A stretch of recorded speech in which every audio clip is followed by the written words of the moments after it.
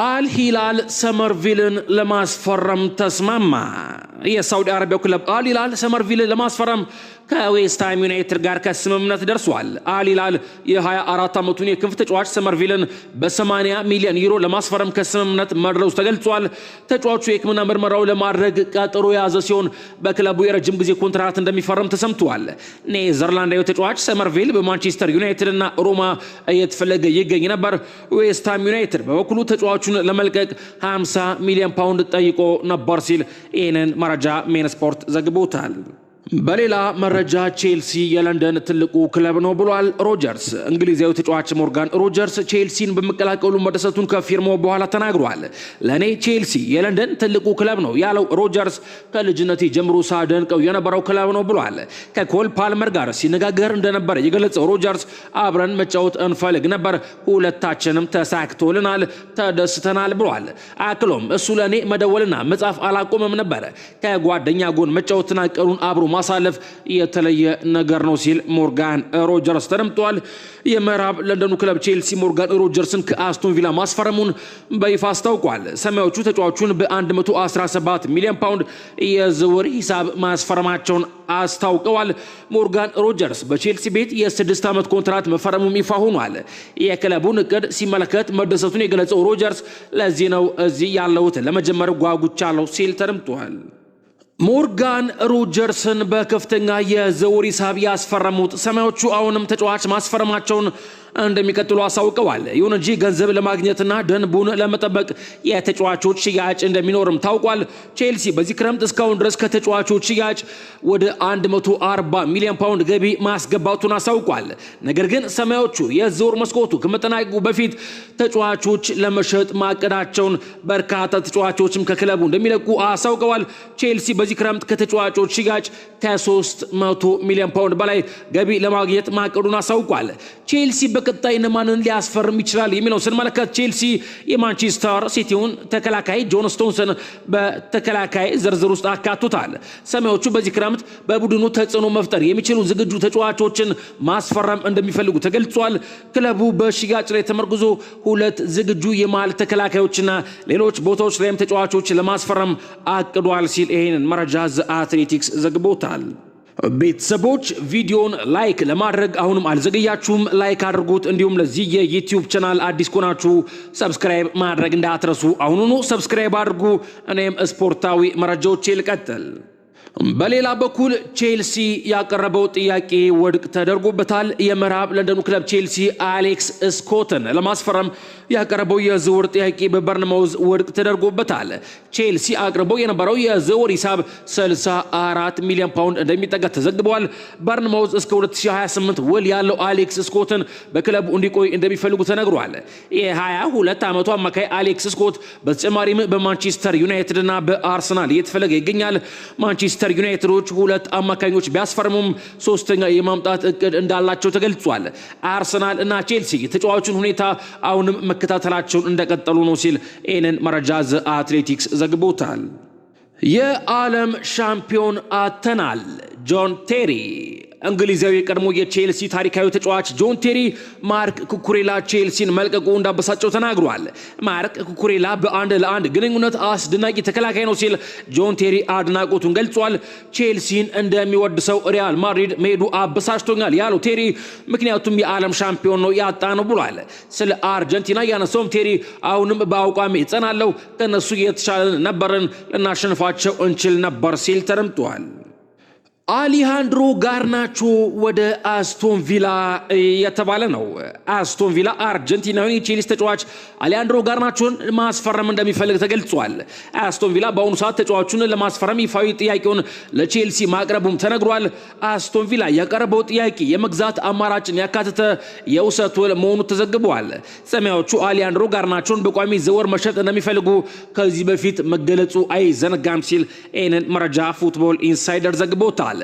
በሌላ በኩል አማዱ ኦናና ለረጅም ጊዜ ከሜዳ ይርቃል ተብሏል። የቤልጂየምና አስቶን ቪላ አማካይ አማዱ ኦናና በዓለም ዋንጫ ወቅት ከባድ የጉልበት ጉዳት እንደገጠመው ይታወቃል። ተጫዋቹ በትናንትናው ዕለት በፈረንሳይ ሊዮን ቀዶ ጥገና ማድረጉ ተገልጿል። በዚህ ምክንያት አማዱ ኦናና ለሚቀጥሉት 9 ወራት ከሜዳ እንደሚርቅ ተነግሯል። አስቶን ቪላም የአማዱ ኦናናን መጉዳት ተከትሎ ኢዋን ማንዛቢን ከፍሬቡርግ ማስፈረሙ ይታወሳል ሲል ይህን መረጃ ሜን ስፖርት ዘግቦታል። በሌላ መረጃ ስፔናዊው የማንቸስተር ሲቲ የመሃል ሜዳ ተጫዋች ሮድሪ ሪያል ማድሪድን ለመቀላቀል በግሉ ጥረት እያደረገ ይገኛል ተብሏል። መረጃውን ማርካ ስፖርት ዘግቦታል። ስፔናዊው አማካኝ ሮድሪ ሪያል ማድሪድን ለመቀላቀል ከፍተኛ ፍላጎት እንዳለው ተነግሯል። በማንቸስተር ሲቲ ውሉን እስካሁን ድረስ ያላራዘመው ሮድሪ ወደ ሪያል ማድሪድ ለማቅናት የቻለውን ሁሉ እያደረገ ነው ተብሏል። ሮድሪ ሪያል ማድሪድን እንዳይቀላቀል ፍቃደኛ ያልሆኑት የክለቡ ፕሬዝዳንት ፍሎሬንቲኖ ፔሬዝ መሆናቸው ተነግሯል። ሮድሪ ወደ ስፔን መመለስና በሪያል ማድሪድ ማሊያ መጫወት አሁን ላይ ትልቁ ሁልሙ መሆኑ ተነግሯል። በቀጣይ በዝውውሩ ዙሪያ የመጨረሻ ውሳኔውን የሚሰጡት የሪያል ማድሪዱ ፕሬዝዳንት ፍሎሬንቲኖ ፔሬዝ እንደሆኑም ተዘግቧል። ዝውውሩ የማይሳካ ከሆነ ግን ሮድሪ ማንቸስተር ሲቲ ያቀረበለትን አዲስ ኮንትራት ይፈርማል ተብሎ ይጠበቃል ሲል ይህን መረጃ ማርካ ስፖርት ዘግቦታል። ማንቸስተር ሲቲ በርካታ ተጫዋቾች የሚለቁ በመሆኑ በዝውውር መስኮቱ ብዙ ስራዎች ይጠብቁታል ተብሏል። እስካሁን ድረስ ከ3 ተጫዋቾች ጋር የተለያየው ማንቸስተር ሲቲ በቀጣይ ተጨማሪ ተጫዋቾች እንደሚወጡ ተነግሯል። ክለቡን በሚለቁ ተጫዋቾች ልክ ተጫዋቾች ለማምጣት ባያቅድም በርካታ ፊርማ እንደሚኖር ተገልጿል። ማንቸስተር ሲቲ አሁን ላይ በርካታ ዝውውሮች ለመፈጸም ሲዘጋጅ የቀኝ መስመር ተሰላፊ፣ የመሃል ሜዳ ተሰላፊና የክንፍ ተጫዋች ለማስፈረም ቅድሚያ እንደሚሰጥ ተገልጿል። በቀጣይ እነማን ሊለቁ ይችላሉ የሚለውን ስንመለከት ማቴዮ ኮቫቺች፣ ጄምስ ትራፎርድ፣ ኒኮ ጎንዛሌዝ እና በቶተንሃም ስፐር የሚፈለገው ሳቪኒዮ ክለቡን ይለቃሉ ተብሎ ይጠበቃል። በተጨማሪም ኦማር ማርሙሽ፣ ሬንደርስ እና ሩበን ዲያዝ በክለቡ ያላቸው ቆይታ የተረጋገጠ አይደለም ሲል ይህንን መረጃ ዘ አትሌቲክስ ዘግቦታል። ማንቸስተር ሲቲ የአርሰናልን ታዳጊ ለማስፈረም ተስማማ። ማንቸስተር ሲቲ የ16 ዓመቱን የአርሰናል ታዳጊ ሚሼል ንዱካን ለማስፈረም ከስምምነት ደርሷል። ወጣቱ አማካይ ሚሼል ንዱካ አርሰናል ያቀረበለትን አዲስ የረጅም ጊዜ ኮንትራት ውድቅ ማድረጉ ተገልጿል። ለእንግሊዝ ወጣት ብሔራዊ ቡድን የሚጫወተው ታዳጊው በቀጣይ ማንቸስተር ሲቲን ለመቀላቀል የሕክምና ምርመራውን ያደርጋል ነው የተባለው። ተጫዋቹ ባለፈው የውድድር ዓመት ነበር ከቻርልተን አትሌቲክ ወደ አርሰናል የተቀላቀለው ሲል ይህንን መረጃ ሜን ስፖርት ዘግቦታል። በሌላ መረጃ ለ2026 የዓለም ዋንጫ ውድድር ተጫዋቾቻቸውን የላኩ ክለቦች ከፊፋ የተሰጣቸው ገንዘብ ታውቋል ተብሏል። መረጃውን ስካይ ስፖርት ዘግቦታል። ማንቸስተር ሲቲ በ4.4 ሚሊዮን ዶላር ከፊፋ ብዙ ገንዘብ ያገኘው ክለብ በመሆን በቀዳሚነት ተቀምጧል ነው የተባለው። ብዙ ገንዘብ የተቀበሉት ክለቦች እነማን ናቸው የሚለውን ስንመለከት ኤሲ ሚላን 2.4 ሚሊዮን ዶላር ማግኘቱ ተገልጿል።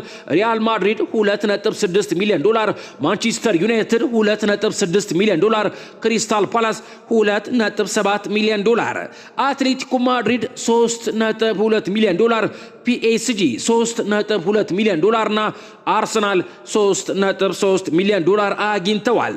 ባየርን ሙኒክ 3.4 ሚሊዮን ዶላር እንዲሁም ባርሴሎና 3.9 ሚሊዮን ዶላርና ማንቸስተር ሲቲ 4.4 ሚሊዮን ዶላር ከፊፋ ተቀብለዋል ሲል ይህን መረጃ ስካይ ስፖርት ዘግቦታል።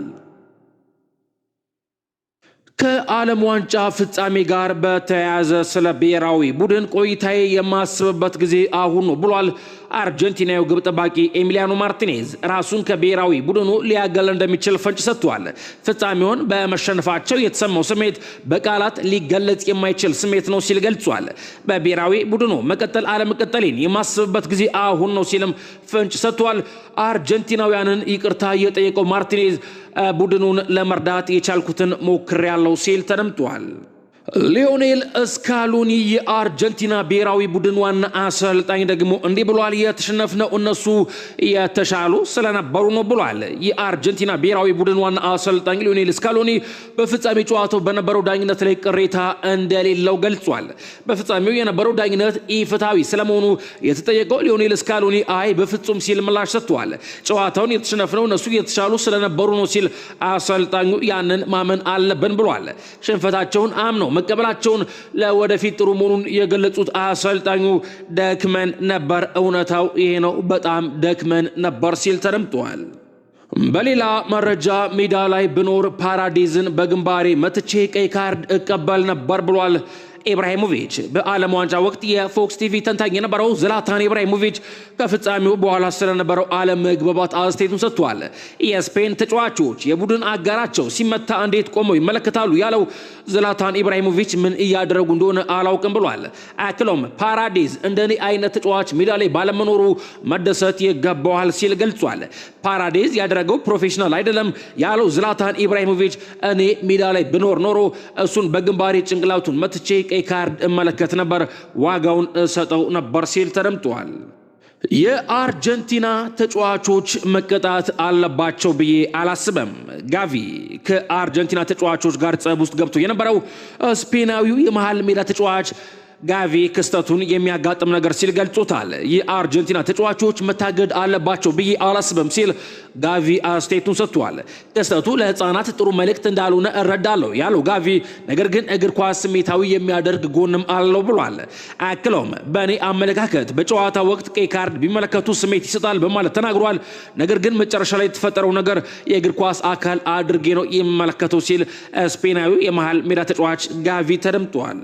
በሌላ መረጃ ሊቨርፑል አሁን ላይ ቅድሚያ የሚሰጠው ከውድድር ዓመቱ መጀመር በፊት ሙሐመድ ሳላህን የሚተካ ተጫዋች ማስፈረም ነው ተብሏል። ይህንን መረጃ ስካይ ስፖርት ዘግቦታል። ሊቨርፑሎች ከሳላህ ጋር በመለያየታቸው እንዲሁም ሁጎ ኢኪቲኬ በመጎዳቱ ምክንያት የፊት መስመራቸው ሳስቶ ይገኛል። ሊቨርፑሎች የዓለም ሻምፒዮኑን ቪክቶር ሙኖዝን በማስፈረም ቡድኑን አጠናክረዋል። ይሁን እንጂ ሊቨርፑል ቢያንስ አንድ ሁለገብ የፊት መስመር አጥቂ እንደሚያስፈልጋቸው ያምናሉ። በተጨማሪም ሊቨርፑል የመሃል ሜዳቸውንና የቀኝ መስመር ተከላካይ ቦታን ሊያጠናክሩ አቅደዋል ተብሏል። ሊቨርፑል አሁን ላይ ቅድሚያ የሚሰጠው ከውድድር ዓመቱ መጀመር በፊት ሙሐመድ ሳላህን የሚተካ ተጫዋች ማስፈረም እንደሆነ ተገልጿል። የፒኤስጂው ብራድሌ ባርኮላ ሊቨርፑል ወደ ቡድኑ ሊያካትተው የሚፈልገው ተጫዋች መሆኑን ለክለቡ ቅርብ የሆኑ ምንጮችም ዘግበዋል። በተጨማሪም ክለቡ ሌሎች አማራጮችንም እየተመለከተ እንደሚገኝ ታውቋል ሲል ይህንን መረጃ ስካይ ስፖርት ዘግቦታል። ቶተናም ለሊጉ ዋንጫ መፎካከር ይገባዋል። የሰሜን ለንደኑ ክለብ ቶተናም አሰልጣኝ ሮቤርቶ ዲዘርቢ ጠንካራ ቡድን የገነቡ መሆኑን በሰጡት አስተያየት ገልጸዋል። ቶተናም ለፕሪሚየር ሊጉ ዋንጫ መፎካከር ይገባዋል ሲሉ አሰልጣኝ ሮቤርቶ ዲዘርቢ ተናግረዋል። ጠንካራ ቡድን በመገንባታችን ደስተኞች ነን ያሉት ሮቤርቶ ዲዘርቢ ነገር ግን አሁን ስራውን ማጠናቀቅ አለብን፣ እስካሁን ድረስ አልጨረስንም፣ በርካታ አዳዲስ ዝውውሮችን ጠብቁ ሲሉ ሮቤርቶ ዲዘርቢ የቶተናም ስፐሩ አሰልጣኝ ለደጋፊዎች መልእክት አስተላልፈዋል። በሌላ መረጃ የአራት ተጫዋቾች ዝውውር ያጠናቀቀው ማንቸስተር ዩናይትድ ሶስተኛ አማካይ ሊመለከት እንደሚችል ተገልጿል። ማንቸስተር ዩናይትዶች ብዙ ርቀት መሸፈን የሚችል ተፋላሚ ተጫዋች እንደሚፈልጉ ነው የተነገረው። ክለቡ አሁን ላይ የሮማውን ፈረንሳዊ አማካይ ማኑ ኮኔ ዙሪያ መወያየቱ ተሰምቷል። ይሁን እንጂ ክለቡ በሮማ የሚጠየቀውን ሂሳብ ለመክፈል ዝግጁ ስለመሆኑ የተረጋገጠ ነገር የለም። በተጨማሪም የግራ መስመርና የግራ ክንፍ ተጫዋች በክለቡ አጀንዳ ውስጥ መኖራቸው ተገልጿል። ክለቡ የፊት መስመር አጥቂ ለማስፈረም እንቅስቃሴ ላይ እንደሚገኝም እየተዘገበ ይገኛል። በሌላ በኩል ጆሹዋ ዚርክዚ፣ አልታይ ባይንዲርና ራዴክ ቪቴክ ክለቡን ይለቃሉ ተብሎ ይጠበቃል ሲል ይህንን መረጃ ሜን ስፖርት ዘግቦታል። በሌላ መረጃ አርሰናል ተከላካይ ለማስፈረም እቅድ አለው ተብሏል። ይህንን መረጃ ሚረር ስፖርት ዘግቦታል። አርሰናል በዊሊያም ሳሊባ የአካል ብቃት ጋር በተያያዘ ያለው ስጋት ተከላካይ እንዲመለከት እንዳደረገው ሚረር ስፖርት ይህን መረጃ ይፋ አድርጎታል። የመድፈኞቹ የመጀመሪያ ኢላማም የእንግሊዝና የአስቶን ቪላ ተከላካይ የሆነው ኤዝሪ ኮንሳ መሆኑ ተሰምቷል። ይሁን እንጂ በአርሰናልና አስቶን ቪላ መካከል ትልቅ የዝውውር ዋጋ ልዩነት እንዳለ ይህንን መረጃ ሚረር ስፖርት ዘግቦታል። በሌላ በኩል አርሰናል በዚህ ክረምት ከትሮሳርድ በመቀጠል ጋብሪኤል ጄሱስ እና ኔልሰን ለመሸጥ አቅዷል ሲል ሚረር ስፖርት ይህንን መረጃ ዘግቦታል። ከአርሰናል ጋር በተያያዘ የሰሜን ለንደኑ ክለብ አርሰናል አሁንም ብሩኖ ጉማሬዝ ለማስፈረም እየተከታተለ እንደሚገኝ ተገልጿል። ኒውካስትል ዩናይትዶች በያዙት አቋም የሚቀጥሉ ከሆነ ግን መድፈኞቹ ሌሎች አማራጮችን መመልከት ሊጀምሩ እንደሚችሉ ተገልጿል። አርሰናል በተመጣጣኝ ዋጋ ሊመለከተው የሚችለው ተጫዋች የሮማው ማኑ ኮኔ መሆኑም ተዘግቧል። በሌላ በኩል አርሰናል በሮጀርስ ዝውውር ምትክ ትልቅ ዝውውር ሊፈጽም እንደሚችል ተነግሯል።